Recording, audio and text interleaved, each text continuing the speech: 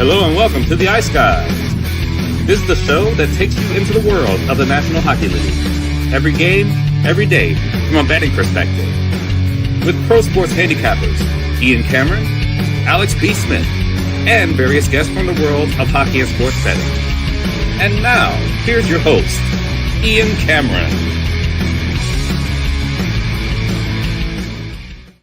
Welcome to the Ice Guys, Monday, May the 12th. Ian Cameron, Perlo back with us as usual on a Monday, and our second appearance on the show from our friend from Sweden, pro goaltender Oscar Froberg with us. I asked Oscar, how's it going on a Monday night in Sweden? Totally forgetting the fact there's a big-time hockey game about to start for Sweden at the World Hockey Championship. That old rivalry with Sweden and Finland is about to get renewed in about 10 minutes from now.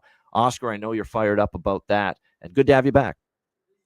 Thank you. Good to be back. And really important game to not losing to the little brothers. So because we will hear it if we do. That's kind of the history. Since now obviously the Finns have higher expectations, but before it was as long as they won the game against Sweden, they did something good in the World Championships. So can't lose that one. You still look at them as little brothers, huh? They've come so far and such a long way, Finland. They are not what they've gotten better, and they're the little engine that could is what I've always called them as a country when it comes to hockey. The little engine that could, and they've gotten better and better and better. I'm amazed at the talent they churn out for the size of the country, what the population is of Finland. So, Matt Robinson's got a great point here. Finland is probably getting hurt but in this World Hockey Championship because the Dallas Stars are still in the playoffs. Doesn't the whole country play for Dallas? Kind of feels like it right now at this point. But, that does hurt them a little bit that they don't get some of those great Finns playing for the Dallas Stars right now, which we will get to in a moment when we recap the game yesterday. But that's why I said to Oscar, if you're distracted and your head's looking elsewhere during the show, don't worry about it, man. It's a pretty big hockey game, so I get it. But that's about to start in a few minutes. Perlo. Good to have you back as well. Like I said, looking forward to the show today and getting into these two games last night that were very interesting. That last night's games were pretty fantastic. Again, it's been a great playoffs overall, except for people say the Carolina series is not all that fun. But overall, if something unexpected can happen, it seems to be happening, and that's how playoffs are supposed to be. It's been an awesome run so far in these playoffs for sure. So is this going to be now every time we have Oscar on the show, it's a moving target as far as who he looks like? First show he was on, he said William Nylander, and some people are still saying William Nylander. Now Nick is saying, holy shit, it's Gustav Forsling. They think you're every NHL player from Sweden, apparently. Every time. This is great for me. Yeah. Could be worse, Oscar. Nobody says what I look like. I'll tell you that. Yeah, nobody's comparing me to anybody either, Perlo. So people are kind with that one, no doubt. So yesterday we had two very entertaining games. We start with Winnipeg and Dallas, and I hate to say I told you so, but fucking I told you so, as that line from Trailer Park Boys, of course. Fucking a told us so. Told us so. Ricky, told us so, yeah.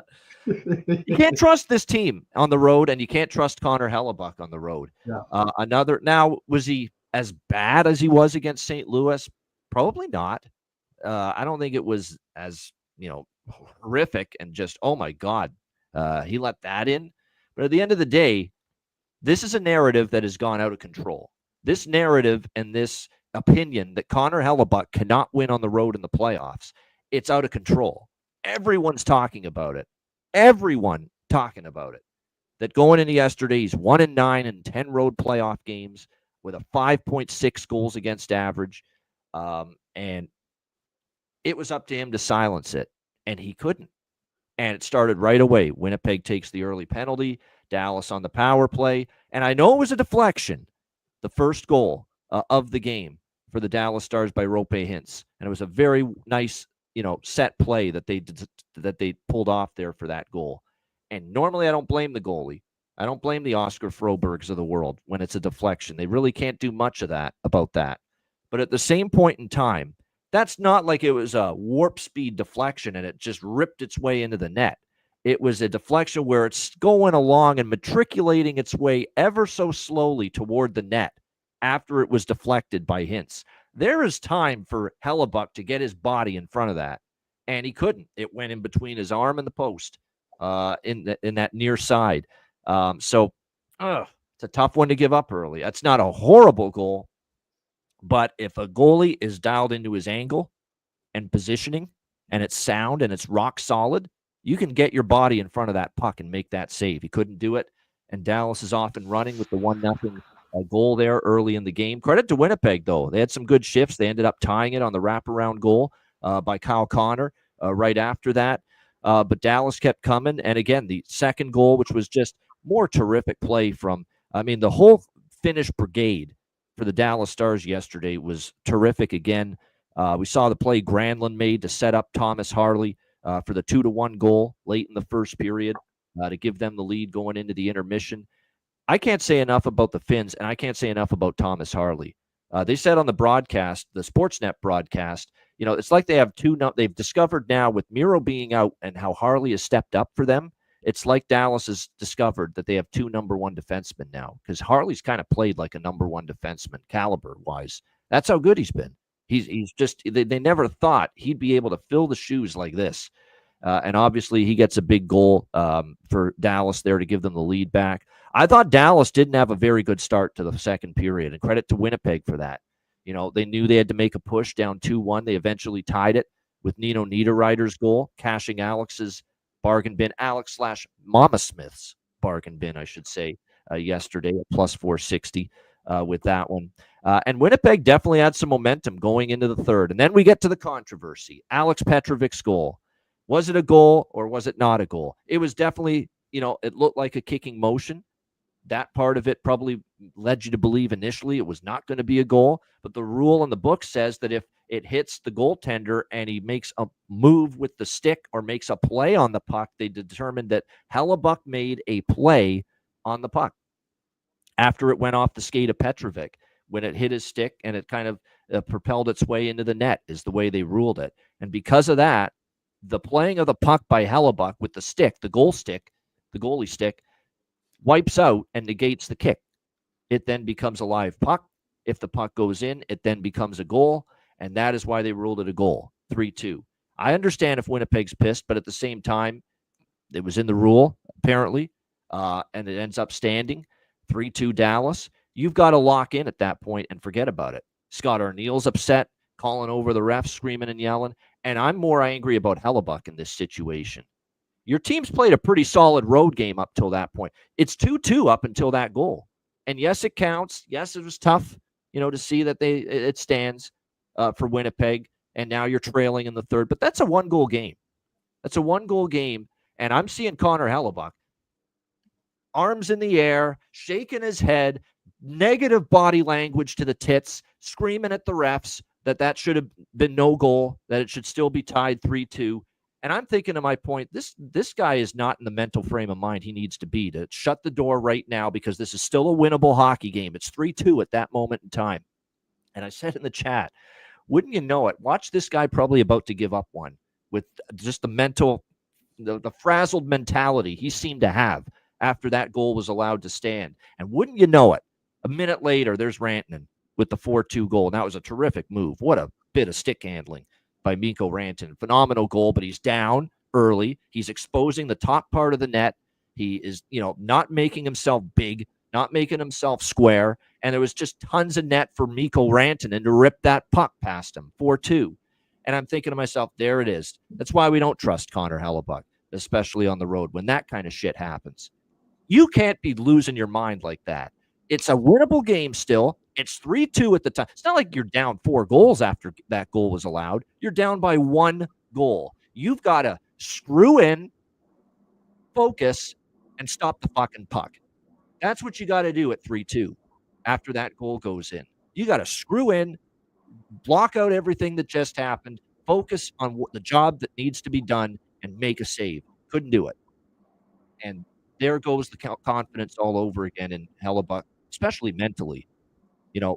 Just mental sieve is what I said. You got to just park it and go and keep playing. And that was the backbreaker goal, 4-2. And Winnipeg sunk after that.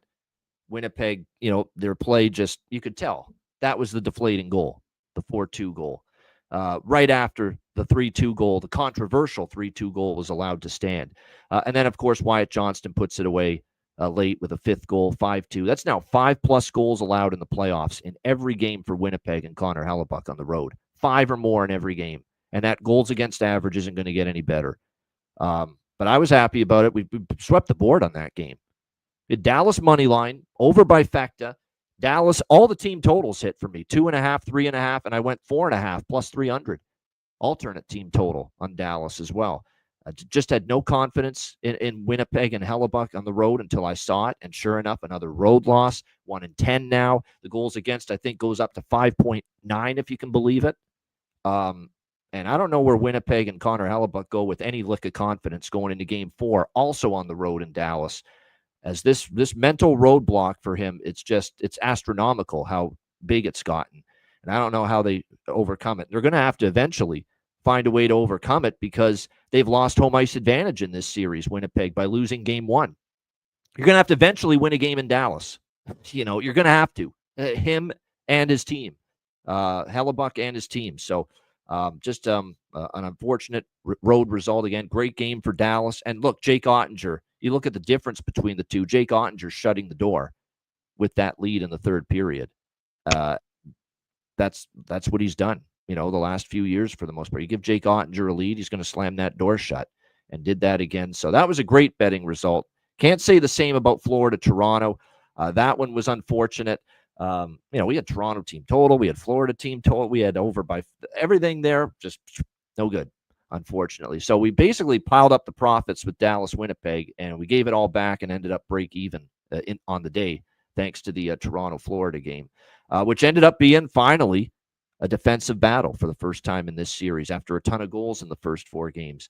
Look, Florida, they found their game for the first time in this series. That was the first game in this whole series where it looked like last year's Florida Panthers. Defensively, Bobrovsky had his best game. They were carrying the play. Now, it was bolstered by 4 power plays in the first period. Toronto can't just spend half the first period in the penalty box like that. You're already putting yourself in a tough spot there. And it just seemed they never got their flow. Because when you're killing that many penalties in the first period, you can't get your 5-on-5 game going. Your best players don't play, and they don't get on the ice often enough. And it ends up being tough to get that rhythm going. And it felt like they were, swimming upstream the whole game, Toronto there. They did have their chances. Bobrovsky was good. Joseph Woll was spectacular. He's the main reason that was a 1-goal game into the third period. He gave the Leafs every opportunity.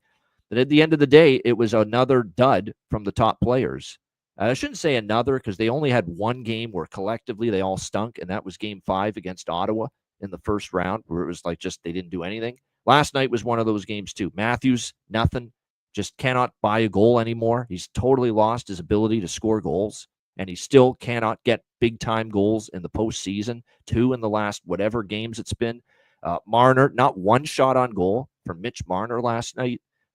Just stunning. Nylander didn't have a great game compared to what we've seen in the past. Like, again, the big guns were shooting blanks last night for the Toronto Maple Leafs, and they've got to collectively find another gear if they're going to keep the home team trend going and win this series. Now, I'll say this. Toronto's not in dire trouble yet because you're not in trouble until you lose a home game, and this has been the home team winning every game, but they damn sure better win Game 5 because it is curtains for the Toronto Maple Leafs if they do not win Game 5 on Wednesday night. They are not winning this series, and they are not winning 2 in a row against the Florida Panthers if they lose Game 5 at home.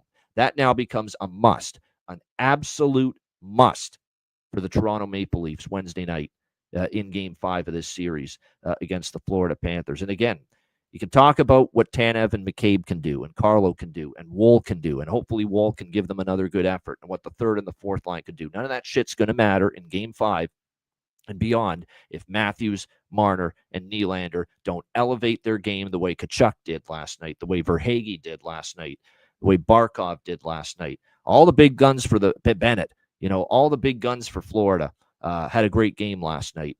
They've got to find that great game. Where's Matthews' great game? Offensively, I'm sick of hearing about the defense and the face-offs and all that. He needs to score a goal. It's time. Enough. You scored 69 goals last year. Score a playoff goal. It's time. Enough. Great defensively. Great, face-off guy. I get that. Score a goal, please. Can I get one? Marner, you got to pick it. One. No shots on goal last night. Unacceptable for this time of year. And Nylander, you got to pick up your effort level because it waned again last night. If those things don't happen, Toronto's not winning this series. End of story. And it's got to start Wednesday night. Perlo, your thoughts on what we saw yesterday? Yeah, the Winnipeg game, the Hellebuyck thing. I mean, I've been really watching Hellebuyck, trying to put together something. I'm not a goalie guy, so I guess Oscar will have a better say on this. But like I've mentioned before, the only thing I noticed was that Hellebuyck maybe is like too intense for the game. He's a very intense guy, and he's a very prideful guy too. It's like a combination of two. He's a very prideful person, and he's a very intense person. And sometimes I just think maybe he's too intense. Like his intensity goes up in the playoffs even more, where that hurts him. There's a way to get that energy down to what he is in the regular season and just play it like it's a game. It's not a bigger game. It's just a game. Get the same game, the same way, or something like that. Easy for me to say. I'm no psychologist or anything like that, but that's just what I see. I see sometimes he's just too intense. A good example to me, like you mentioned, that puck was just, if he was maybe playing in much more of I hate to use the word zen, but a mode that is more calm, he probably thinks that out through a little bit and lets that puck go, or he doesn't react the way he does. He reacted so quick. He was reacting so quick to everything that it seems like it's just out of sync that way. And the bad thing about it is it's really hurting the Jets players because they are afraid to take risks now.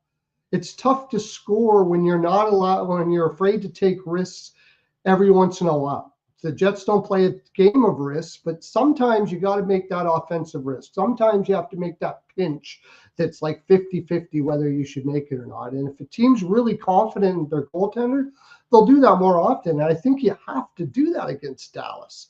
Because if you don't do that against Dallas, you're giving them your zone too much. And Dallas down low can burn the crap out of you.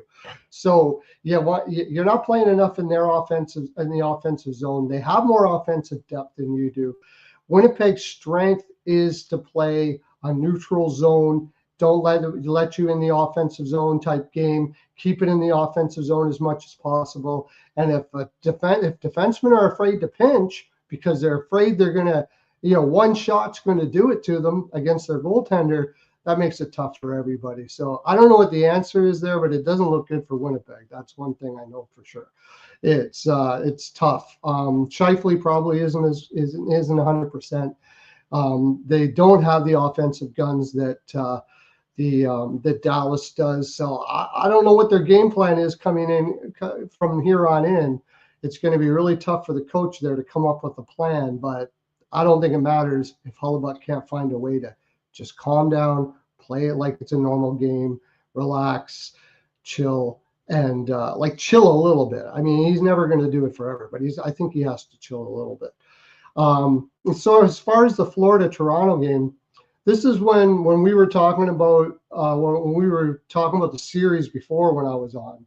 And you're correct. Everybody's reminding me it wasn't Florida in 4, it wasn't Florida in 5, and all of those sort of things like that. But the reason why I had that is because at the end of the game, I said that I'd rather go to war with Florida players. And I want to take it even a little bit further. And I said that the Florida players, certain players especially, and it permeates in the room when you have guys like this, they hate you. They absolutely hate you. Now, at the end of that game, after Domi's stupidity, I'm sorry, that was stupid. People are saying, oh, we need that. No, you don't. You need that during the game. Yeah, maybe. That was just something like frustration and that. anger. We lost the game. We're tied now. We had a 2-0 series. I'll just plow the Yeah. captain at the end of the game. That's all that was. Yeah, He's that's lucky he all didn't it get was. I suspended. mean, they need You know, stuff like that during the game, and they need it from their he got the. top I knew he guys. wasn't going to get suspended though, because they weren't going to suspend him for something like that. I No. figured it would be just a max fine. That's exactly what it was. That's it. You know, they are really. And plus, the one thing I'll say is Barkov did pop right back up. You know, a few seconds they were later. fine. It's not like it was a serious injury for him. Right. But at the same point in time, look, there was an elbow thrown to Marner by Kulikov, and there wasn't even a penalty on the play. That's a dubious situation right there. As well. Sweden just scored, by the way, 1-0 power play goal for Sweden. Right, so I know Oscar's happy there. I think it was Carlson. Carlson is. I took Sweden for Oscar. Yeah. Actually, I didn't, but now I did. Yeah. By the way, they better win today. They got fucking Swedish royalties in the crowd. They showed on the feed that Matt Sundin, Nick Lidstrom are there. You can't lose now. Come on. They got three royalties too. The Swedish prince is there watching with Niklas Lidström next to him. So we got all types of royalties at the Vici Arena tonight. So yeah, you can't shit the bed with people like that there watching you and cheering you on. There's no doubt. But yeah, I think it's one of these situations where, like I said, the Kulikov elbow on Marner, that was borderline. But yeah, the Domi thing, that's just, not necessary. He did it because he's angry, frustrated, pound of flesh type of deal. You're right. It's like Kachuk said to Nylander after the game, "We're coming after you next." That probably doesn't bother Nylander. He's just very cool and calm. It probably really doesn't bother him. He probably that's where I was going with this. The way that Kachuk did that, though. See, I said that they hate you, and they go to war and they're warriors. But it's even more than that. And this is the reason why I couldn't take Toronto, and this is the reason why I took Florida. Not only do they hate you, they love to hate you. And they love to go to war. He's not angry and getting all mad and offended by what you did, because we're going to do it to you too. This is the game we play. We know you're going to do it to us. We're going to do it to you, but I'm going to get you. And he does it with a smile on his face, man. He doesn't get mad. That is what you call intimidation. When somebody comes back at you with a smile on their face of confidence that I'm going to get you, that is way more intimidating than being all upset and mad and freaking out and stuff like that. So that's the reason why I took Florida. I'm not going to be on the show, but I'm taking Florida still the next game, and then we'll see after that. Hopefully it is, because I took them in 6. Now, that being said, in Toronto, you said something I think very important. There's one way that Toronto can win, and another reason why I took Florida was Paul Maurice is a genius, and he knows he gets those Florida players playing like 5 different ways. They can beat you any way you want. I love Berube, but he's never been an X's and O's guy. There's like 2 or 3 ways he's going to make these. He has for plays for you, the way a team will play. Mostly, he is a motivator guy. And a fantastic one of that, maybe one of the best, like for sure. So we'll see Toronto coming out, and we won't be on the betcast for that game. No, we won't be. No, not Wednesday. Toronto comes out, balls out in that game. Okay, I'll bet. That's a live betting game. They got out energy regardless. Out energy them all over the ice. That's the only way they're going to win. And you mentioned it, like Matthews, Marner, all of these guys, Nylander. Energy's got to be top notch all the way through, because if it comes down to a systems game, Florida's going to beat them. They've had fast starts at home. They're going to need another one, obviously, in Game 5 on Wednesday night. Oscar, your thoughts on the 2 games Sunday? Well, first of all, Pearl, you probably can be a psychologist. I thought it was a great analysis of Hellebuyck, because I also feel like he feels like he wants it a lot, like to change this like narrative about him that he wants to like. And I thought since he had the shutout last game at home, I felt like that was going to change maybe, or like now he's maybe back. But then you get this game where it was like, yeah, I mean, it's easy to exaggerate when it's like a narrative like this, when you like over exaggerate it, but it wasn't like a great game by him. Like, I mean, that road record of his is on his mind, Oscar. That's the way I feel about it. Yeah, it's got to be on his mind. Yeah, and I think it's so Because I've looked at some press conferences. I think he answers the questions pretty well, but he's got to be so tired of it. So he's got to be, as you said, frustrated that he just wants to turn it around.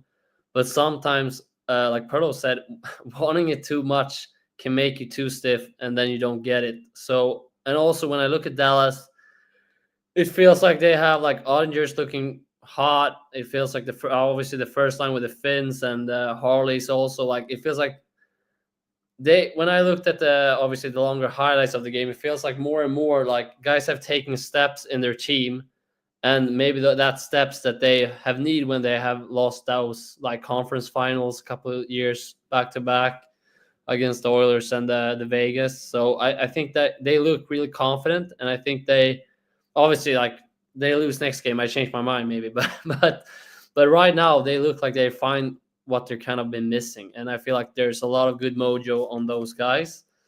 Other series is, as you said, I think that if you look at the top players in Florida, like when Domi make that, yeah, like Perlo said, it's just kind of a stupid hit because it's just kind of taking a trophy with you after a loss, and I just think that beneficial how Florida plays the games. And if you look at their top players, Bennett, Tkachuk, they must be just smiling and think like, yes, that's what we need. If you like reverse it to the Toronto top players, maybe not as big as of like fans of that kind of a hockey game. But of course, it's always tough to beat them on the road. I just feel like Wolf played good enough to steal a game for Toronto, and sometimes I'm wondering if that's gonna be like, fuck, we didn't take advantage of that, and that's going to cost them like dearly. Bobrovsky also played great, but Woll was like the goalie that had to work. You can't get much better out of Joseph Woll, and they kind of wasted his great performance and great effort with losing that game. They couldn't find a way. Especially on the road against Florida. Like you need those, like you need a goalie to play like that if you want to steal a game from them on the road, and he's gonna have to dig in deep to do it again. And it's so close with games also, so it's not that easy. It's easy to just fall back and do an okay game, and then you have four goals on the board all of a sudden, and then it's going to be tough to beat the Panthers. There's no question about it. Matthew Knies, hungry Knies. Matthew Knies is the only player I would leave out of that conversation as far as the big players didn't play well. I thought he did. He's always winning puck battles and races and physical, using his size now with a physical manner. He had chances. The only thing he probably wishes he would have buried one of the chances, including the breakaway he had where he just shot it just a little bit over the crossbar, trying to beat Bobrovsky top corner and couldn't. Yeah, but I leave him out of the blame game when it comes to Toronto last night. No doubt. Bob's looked like, and that's another thing. Bobrovsky, game 3 of overtime of game 3, Bobrovsky stopped Nylander and Knies on partial breakaways, even though he had a terrible series by his standards up till that point. He had a great overtime. Florida found a way to win that game, and he was really damn solid in that. Now, again, he wasn't peppered like Woll, but when the saves were there to be made, he did. And that's a shutout for him, and his confidence is growing again. And that is a concern, and that's a problem for the Toronto Maple Leafs, and they're going to have to try to get that confidence shook all over again. Going into a game 5. All right, speaking of confidence needing to be shaken, Washington's going to have to try to shake some Carolina confidence tonight. With game 4 of this series, we've got Carolina hosting Washington game 4 tonight. Carolina minus 275, home favorites, 5.5 the total here in this game. I can't believe I got to bet this, but I think I have to bet it. And I'm scared shitless to bet it. But I've got to, I think, in this situation. We've got the original system play in effect. Team off a shutout loss. It's been pretty good here in the playoffs.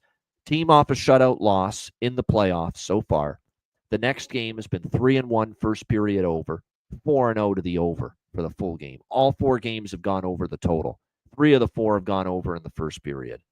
And we've got that angle in play here again because we've got Washington coming off a 4-0 shutout loss in game 3 against Carolina on Saturday. So I don't like to bet this. I'm not excited about betting it, quite honestly. It's been a dead nuts under series through 3 games. All 3 games have been under in the first period, under in the full game. It's very, very concerning. I'm not betting big units on this compared to normally what I would on the original system play, but we're gonna sprinkle on it lightly. I can't say with full confidence on this because of just the way this series has gone so far, with just how tight it's been, the lack of pace it's been at times, that we just haven't had the chances. We haven't had certainly the back and forth ebb and flow, the odd man rush. We haven't had the rush chances. That's the thing. This series has not had many rush chances, and rush chances are what pick up the pace of the game in a lot of these playoff games. We're getting rush chances galore, Edmonton, Vegas. We up until last night, we got a lot of rush chances in the Toronto, Florida series as well. And obviously Dallas, Winnipeg, there was more flow in that game yesterday. You're not getting any of that so far with Carolina, Washington, 3 games. So I get the concern about going ahead with the over by Fecta here, but I'm going to.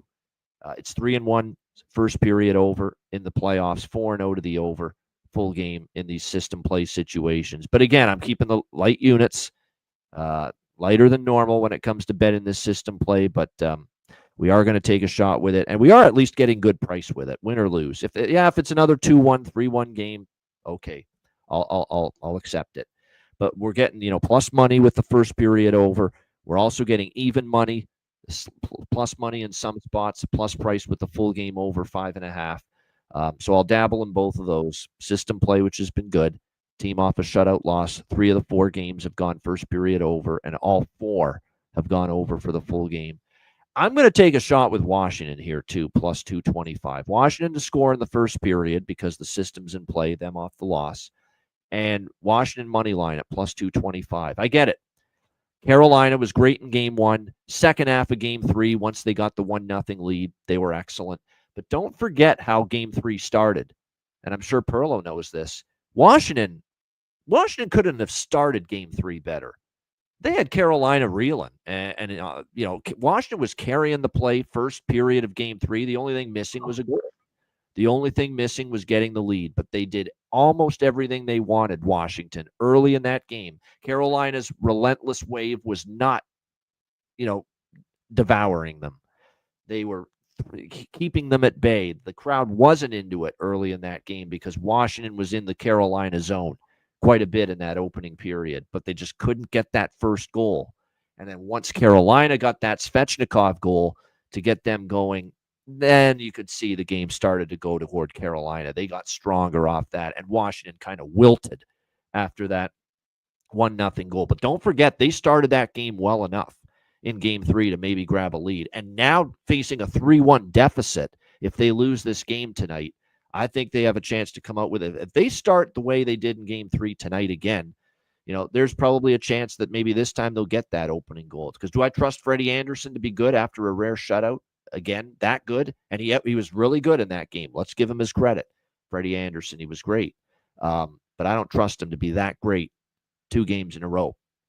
I'm going to have to see it before I believe it. So over by Fecta, Washington to score in the first period, and Washington money line plus 225. We'll sprinkle on the draw here as well because, like I said, this every game's been pretty close in this series. Other than game 3, it got away a little bit from Washington in the third period. But like I said, I think at this price, and I've got to look toward Washington now at plus 225 because I think we're going to get their best effort, their most urgent effort, a desperate effort, a coach that's good game to game after a loss in Carberry. And I've got to throw up the Toby Lane because I saw it early.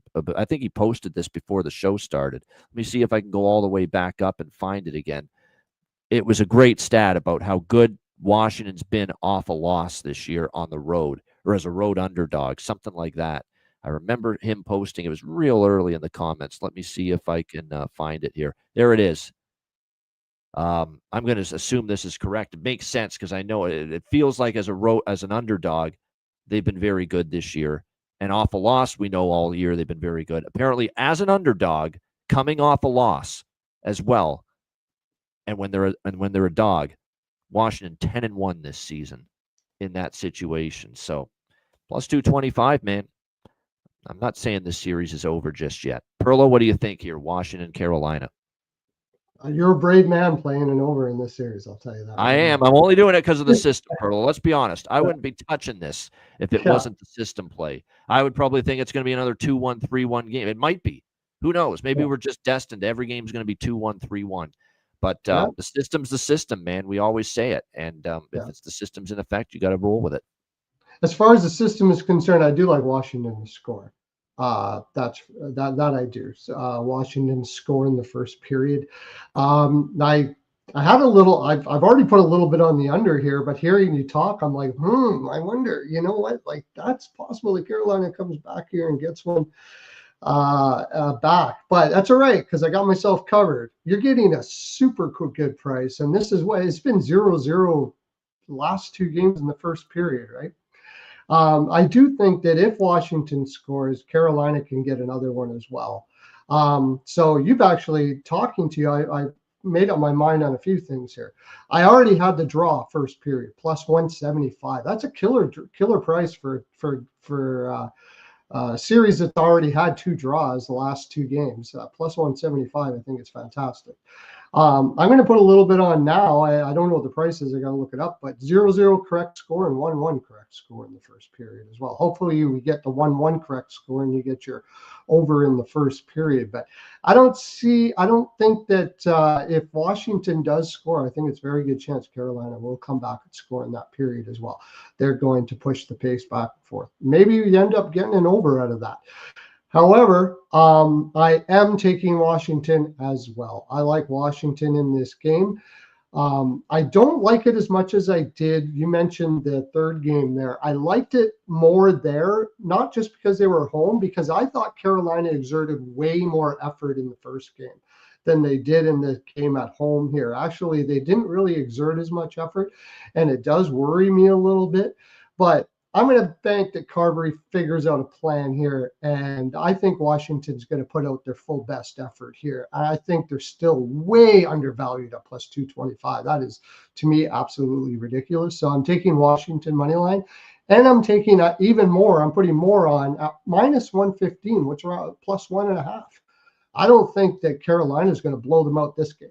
I really don't think so. In fact, I like the draw full game as well. So I'm taking the draw full game. I'm taking Washington plus 1.5, Washington money line, draw first period, correct score 1-1 and correct score 0-0 in this game. Another one you want to look at, might want to look at too, is I still don't think it's going to go over 6.5. You cannot convince me. Maybe you get lucky and it goes 4-2 and you get your over, but I cannot see this going over 6.5. Hey, all I'm asking for, Perlo, is 6 goals. That's it. So let's get that. Let's get that for you. Let's get the 4-2 empty netter or whatever, because I'm taking under 6.5 and I'm taking Dubois under 0.5 points. This guy has been a useless tit in this series. He's taken bad penalties. That's been his contribution to the series, essentially. That's about all he's got. Yeah. So you can get plus 110 for that, under 6.5. Or if Ian has just convinced you that possibly we could get an over here, and you know why you got me kind of worried about it, take that Washington plus 1.5, parlay it with Dubois under 0.5 points. And you'll get yourself a nice plus money play there too. I got a couple props here as well. And you can go to Perlo's NHL POW. I'll post all my props for you up there. But one I do really like is Taylor Hall over 1.5 shots. He's hitting it regular. And the beautiful thing is he's one of those guys, he gets us 2 shots a game. So you can get like minus 140. A nice price on it. It's not overly juiced, and you only need 2 shots. So that's a big one for you. That's a premium I'm giving out to you today. There you go. And like I said, 2 shots on goal as well in back-to-back games over their shots on goal for Wilson for Washington, Blake for Carolina, going into today as well. We got 2-game point streaks for Jarvis and Gostisbehere for Carolina. As well, entering this game for today. But again, with these point props, be careful. We haven't seen a ton of goals. Hopefully we see more tonight because I'm on the system, but it's not a given we're going to see all of a sudden a back and forth high-scoring explosion between these teams. Oscar, I'm fascinated to hear what you think of this one here, Washington, Carolina, Game 4. Well, first of all, tell me if this sound in the background kills you, because I made a stupid decision to turn on the washing machine before we started here. So I don't hear it at all. okay, Not at good. all. Then You're good. it's just killing me. So then it's good. Yeah, I like that. I like also Washington 225. Also, if they're 10-1 being the underdog after a loss. But it's so close. I still don't, even though you said it was a system. I'm liking the under 5.5 goals, just because I think that, or I'm interested to see if Thompson has like his kind of, obviously the 1-3-1 the game too, but if he has his shutout game this game, or if he can like show like back to Anderson to make like, hey, I can also be that.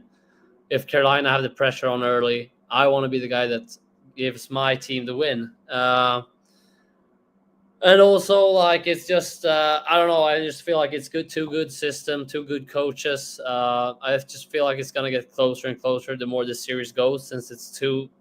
Feels like these coaches going to be interested in how they play each other out, kind of, and how the teams play each other out. I know things that for sure Washington going to score, as you said. I believe, though, Anderson can play two good games in a row, but it's more of like maybe a health issue for him. I wouldn't be surprised if, like, if you see playoffs before where they have like changed. He's played two good games, and then they had, this was back when Aranta was in the system, and they put him a couple of games. Ronta and Anderson. Like I said, the seniors' home, the old age home at Carolina in net. Yeah.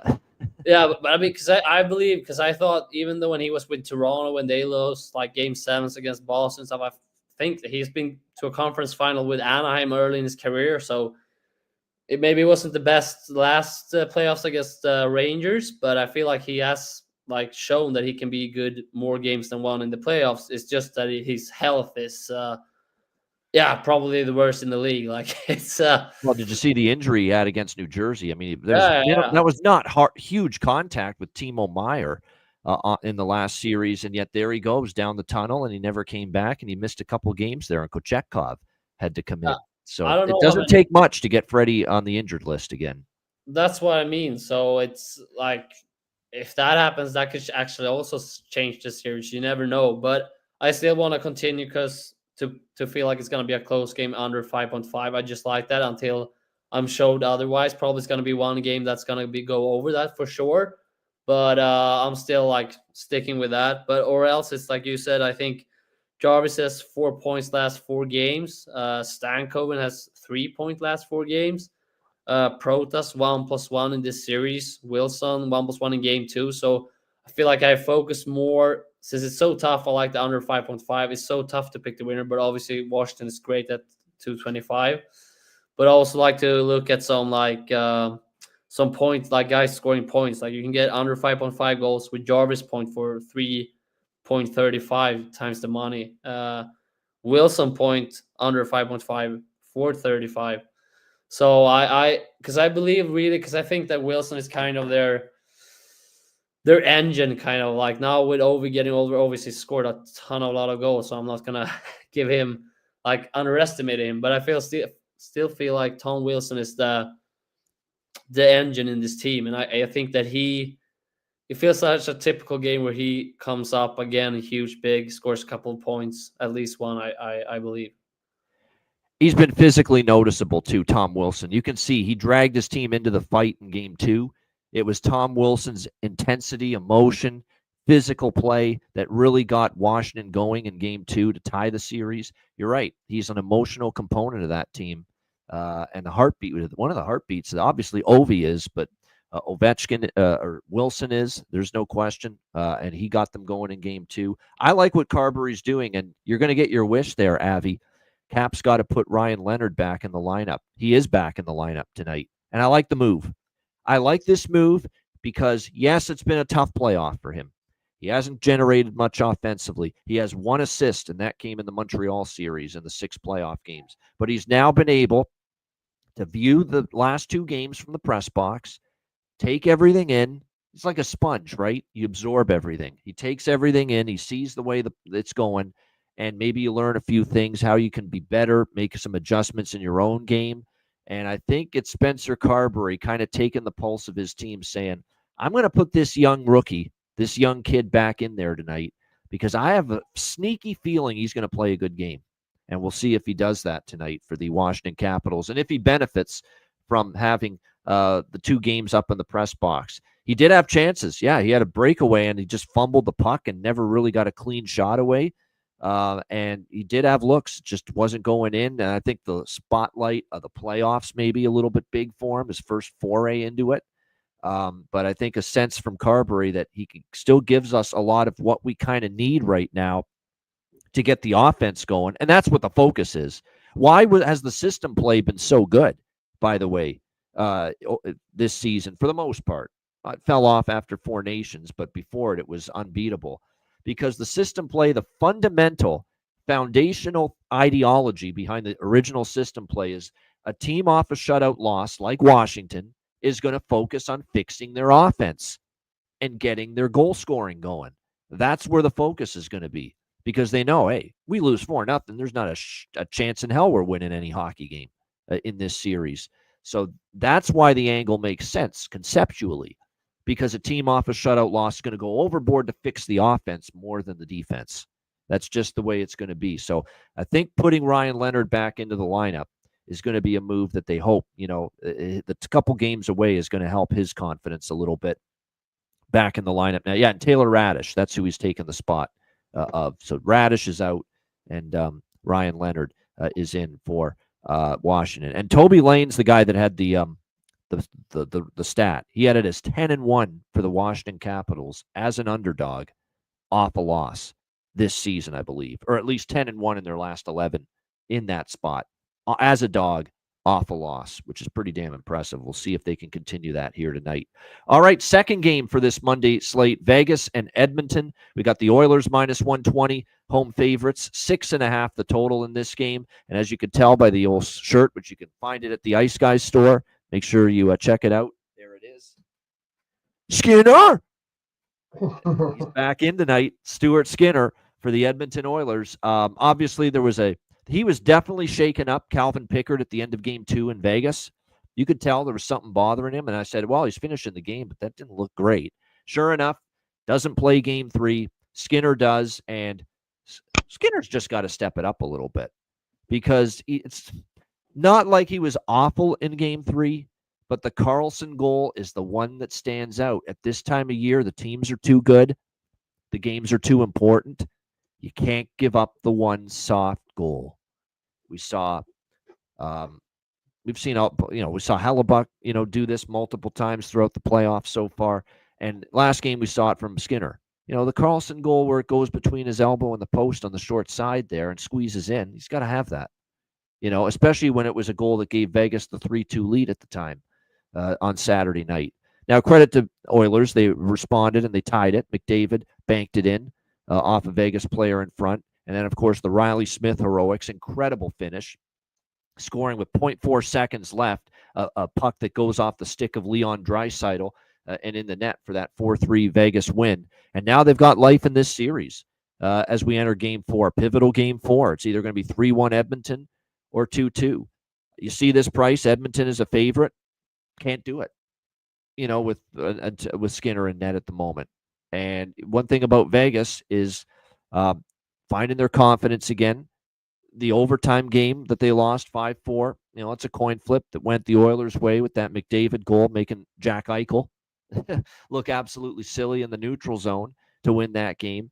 But Vegas has their confidence back. This is a Vegas team that was able to win 2 road games in Minnesota, including a closeout road game in game 6 to finish that series. This is a team that's been pretty solid on the road.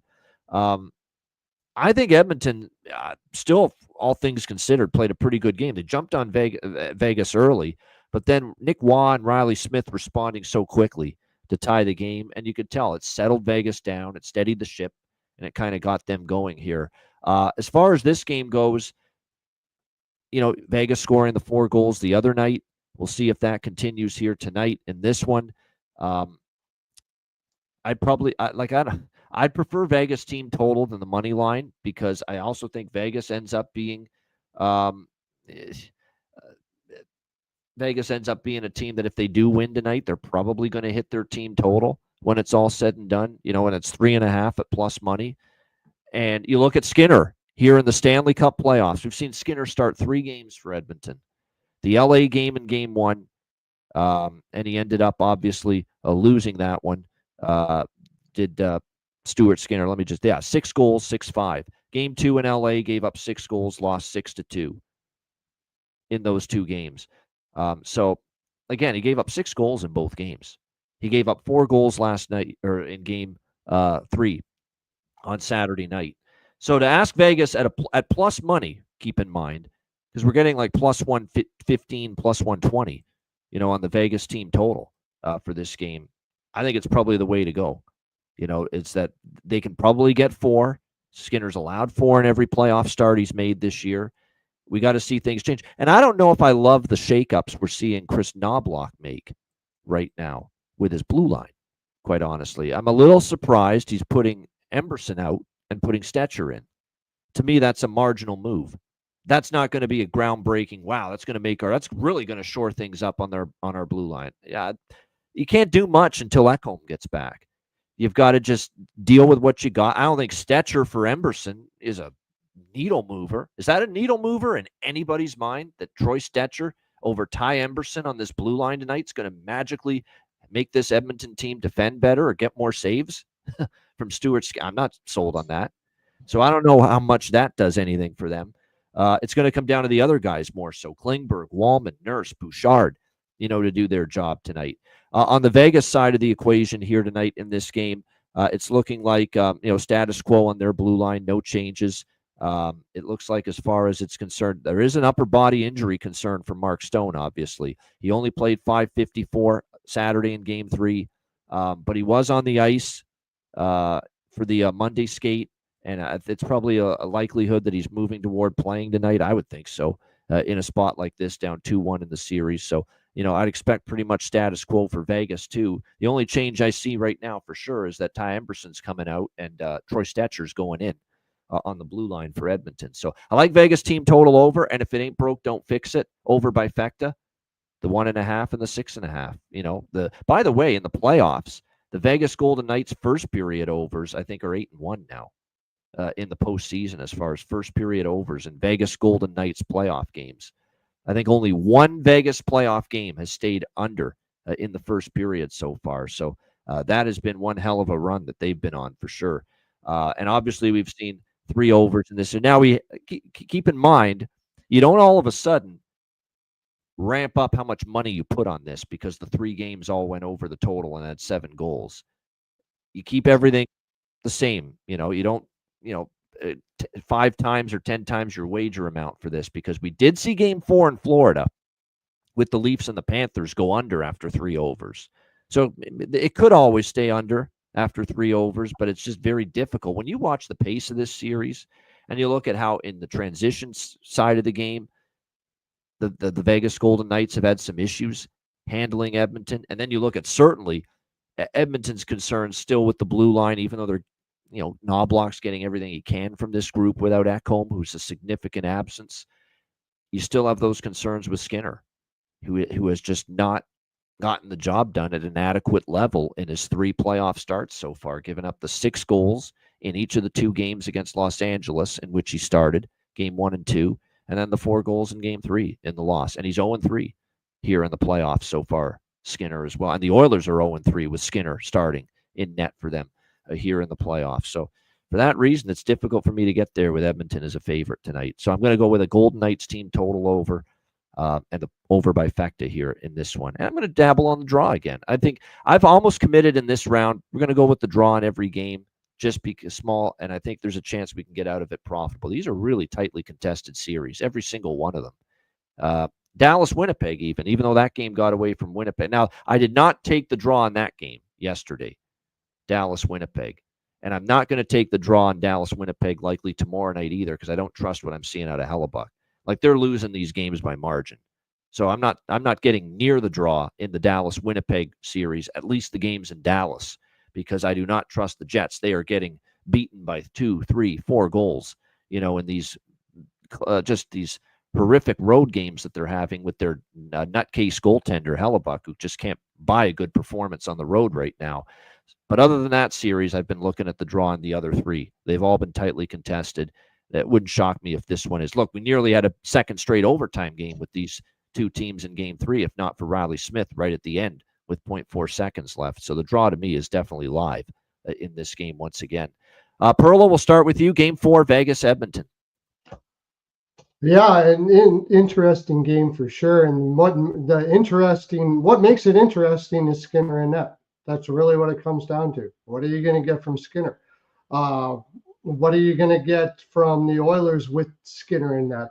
They have shown in the past that they can play a defensive style game, but I just don't see it happening. I can't see them trying to shut down. If they try to play a shutdown game, now it really is Skinner against Hill, and they're probably going to lose that game. I don't think they have much of a choice but to try to outscore the Golden Knights. And so I do like what you're saying with the I'll do a Matty special. Over 1.5, parlayed with over 5.5. First period and over 5.5. That's one of my bets I'm going to have on this one. And I'm going to give you another one that you can go to that I just Matt Robinson special, over 1.5 and over 5.5. Yep. Yes, that's his baby. That's it. Well, it makes money, so I'm taking his baby. But, cool. You can go over to BetMGM, and whether you like the Oilers tonight or whether you like the Golden Knights tonight, you can take both teams to score 1 goal in regulation. 1 goal. Both teams to score 1 goal in regulation. And Golden Knights to win plays plus 180. Oilers to win plays plus 150. Interesting, yeah. Yeah, so you can play both of those, and I think, am I correct? I think we'd all keel over if both teams don't score 1 goal in the game tonight. I would be very, very surprised. You can play both of those, and I think you're up, aren't you? If I do my math correctly. So yeah, that's a way to get Vegas at a better price than what you can get with just straight money line. Yes, yeah. Yes, to get at a better price. There's a couple other ones I was looking at here. I think there's going to be lots of goals either way. I agree with you. I could never argue against Vegas team total over with Skinner and net, but I seriously think the Oilers are going to have to score too, and they can score. They can score. If they got to catch up, you've got plenty of firepower there. They are scoring. I don't see anything changing. So you can take both teams to score 3 at plus 120. I like that. Then you don't need to worry about who's going to win the game. And to tell you the honest truth, I'm not sure I'd want to worry about who's winning the game, because if the Oilers do get up, I don't trust Skinner to shut it down, and their defense has been a little wonky. And if the Golden Knights get up, I can certainly see Edmonton having the firepower to win it as well. That being said, this is an Oilers spot. It's an Oilers spot, and they're going to play balls out today. Vegas, it was their spot, and they barely won with a kind of fluky goal. So I am going to put a little bit on the Oilers. I'm putting Oilers team total over 3.5. A little bit on Vegas team total over as well. Oilers first period, I really think they're going to come out strong here. I'm taking them on the puck line in the first period. They're not a great first period team, but contextually, they need to get on it right away here, and I think they do. So I'm going to take them on the puck line there. And I, too, really like the draw. But I'll go back to that BetMGM. You can also take a tie and both teams to score. Yes. And oh wait, you know what? It says it's only plus 290. Never mind. That's not even giving you a better price. But I like to draw plus 330. So that's my plays for this game.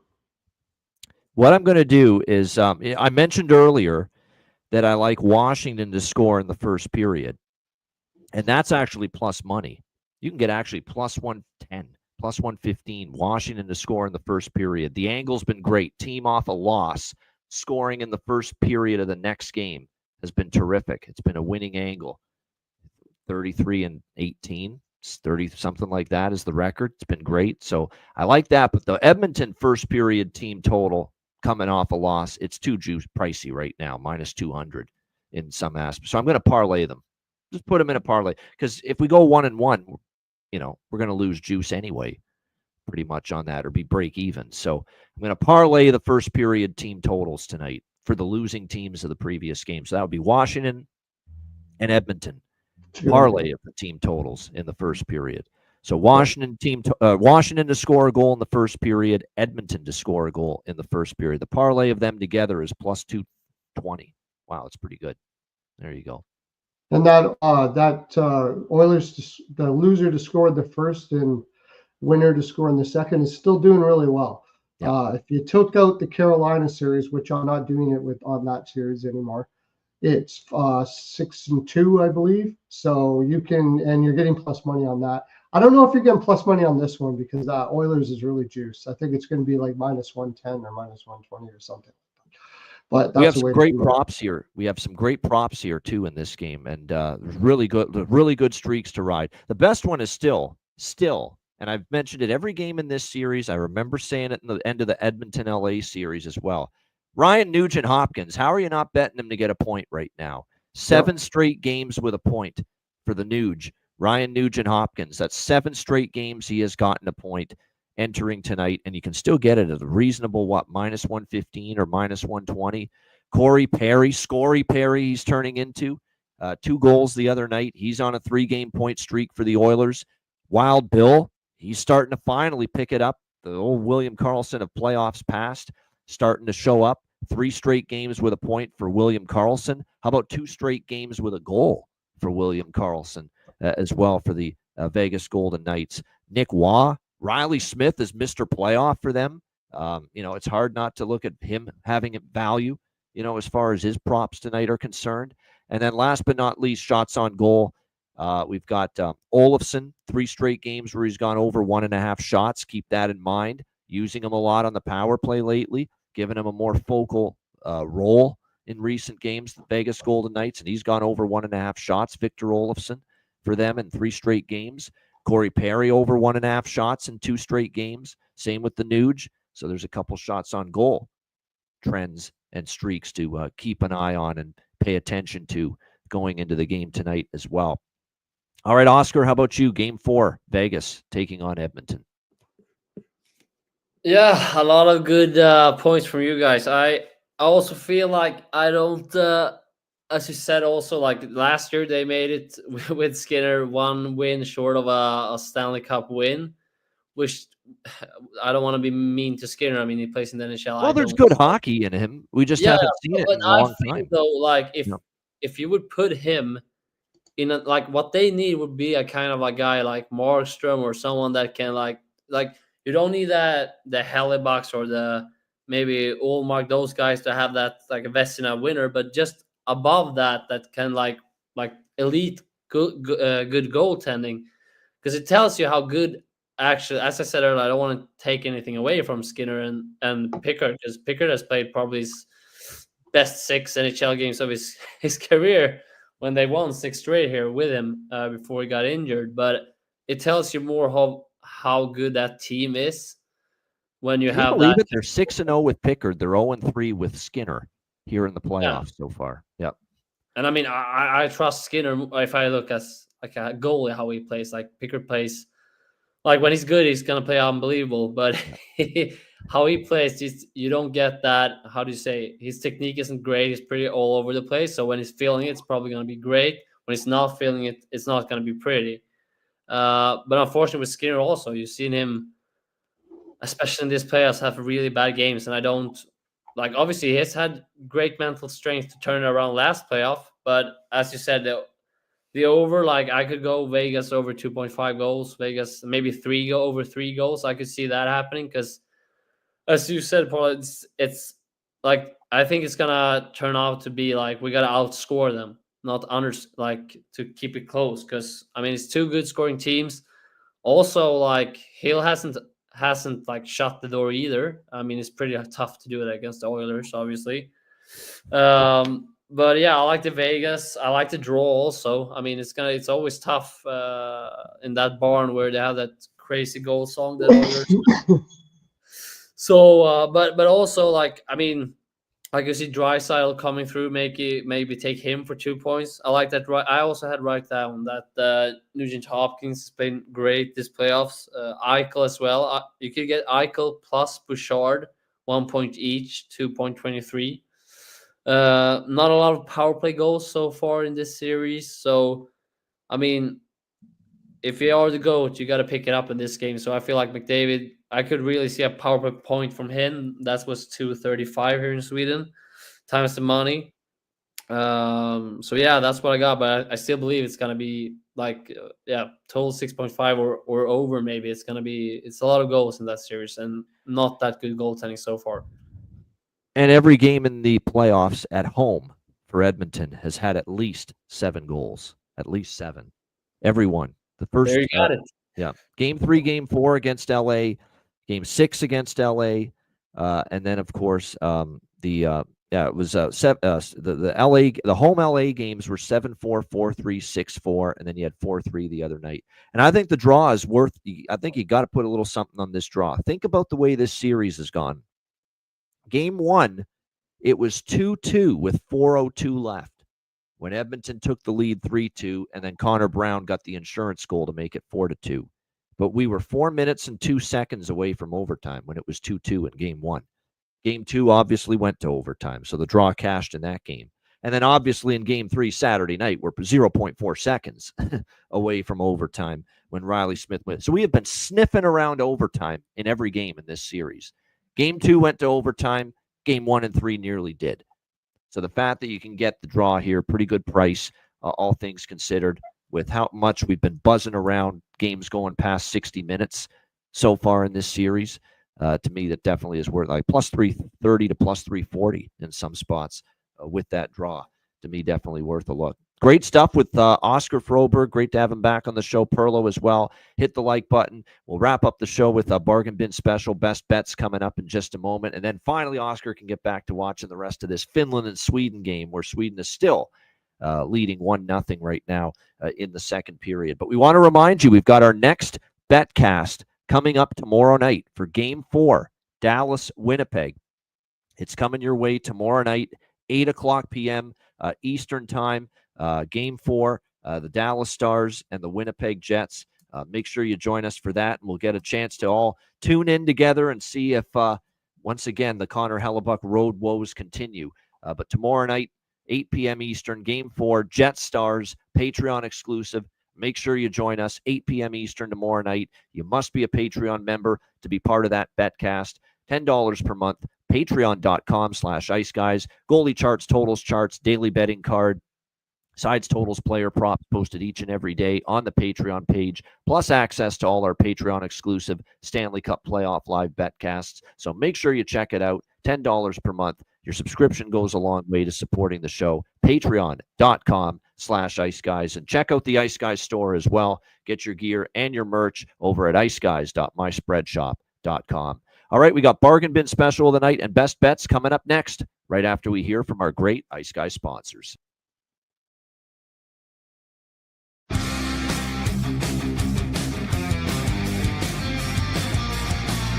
Support for the Ice Guys podcast is provided by Boston Hemp Incorporated, Tailgaters Social, and a big thank you to all that subscribe to the Ice Guys Patreon page.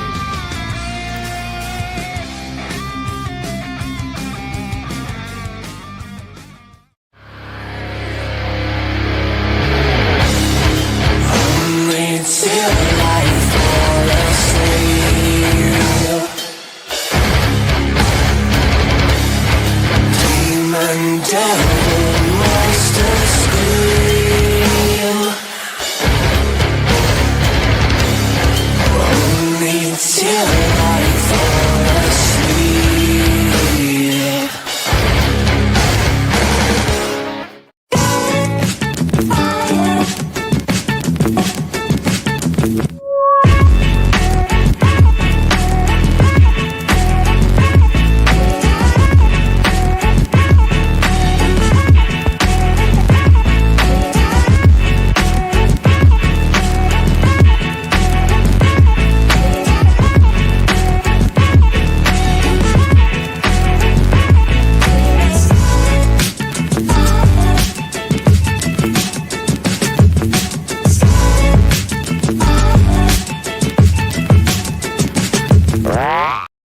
Hey, Alex, have you checked out the latest with the great trading platform Kalshi?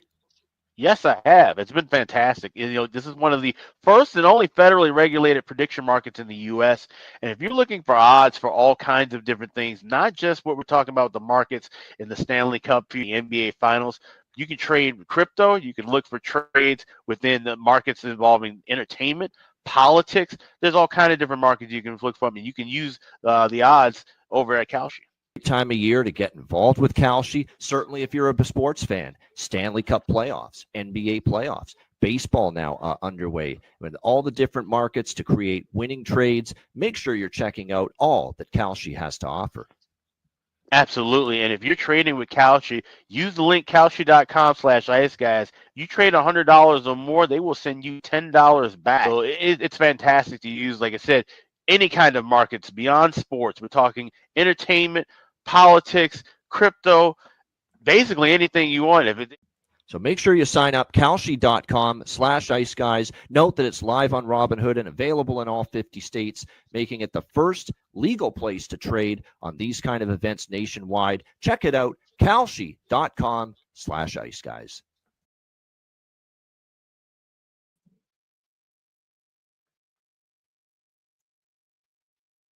Shout out to all our great sponsors. Make sure you check them out. Kalshi.com/ice guys, the great trading platform. And of course, Boston Hemp Inc., 20% off using the promo code ice guys at bostonhempinc.com. All right, bargain bin special of the night. Perlo, we'll start with you. What do you like for bargain bin special? Well, you mentioned it. You said, how can you not take Hopkins for a point right now? Especially, it's a really great price. But most of his points, if not all of them, are assists. So I think it's going to be a lot of scoring tonight. And I think if Hopkins can get one assist, he can get two. And you can get that at plus 750. So I'm taking Nugent Hopkins over 2 assists, plus 750. That's 2 assists for Ryan Nugent Hopkins. The Nuge, plus 750, over 1.5 assists for Perlo with his bargain bin special of the night. Oscar, what do you got for bargain bin special? Well, first, I have a couple different ones, but as you said during the Vegas Edmonton, for sure, I think it's going to be a lot of goals, as you said. And you can get Connor Brown has kind of been like a joker in this playoffs for them. So he's 6.10 to just score a goal, which is fun. But you can also get, I feel like this can be the game where Draisaitl and McDavid have the time of their life, some of them, or one of them. So you got Draisaitl 2 goals, 7 times the money. McDavid 2 goals, 9 times. But I'd like to play more sure. If you look at Stankoven and Roslovic, I really like how they have been going in the Carolina series. So I pick Stankoven to score for 0.3 times the money in that one. But or else, as you said, Draisaitl 2 goals, 7 times. One of those 2 is my favorites. Oh, we'll give you both then. We'll give you Logan Stankoven, Carolina, around plus 360, and we'll give you Leon Draisaitl over 1.5 goals, and you can get that obviously in that plus 900 or so range for that for Leon to get 2 goals or more. I believe that's the price there with that. So there you go. I often give out 2 bargain bin specials, so it's definitely we'll give you those 2, both of them here for today's show. Logan Stankoven for Carolina to get a goal, and Leon Draisaitl for Edmonton to get 2 goals.